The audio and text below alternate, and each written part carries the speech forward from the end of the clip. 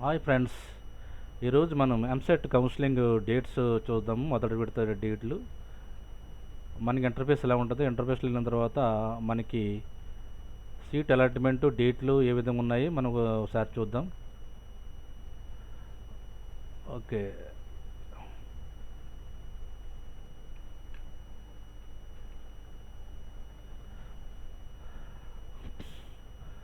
Friends, మన channel subscribe చేసుకొని నేను చేసే వీడియోలు నోటిఫికేషన్ రూపంలో వస్తాయి, మీకు ఇన్ఫర్మేషన్ ఉంటుంది.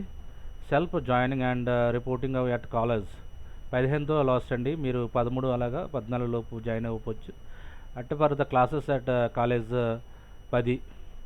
కాబట్టి ఫ్రెండ్స్, మీరు మంచిగా దీన్ని ఉపయోగించుకోండి.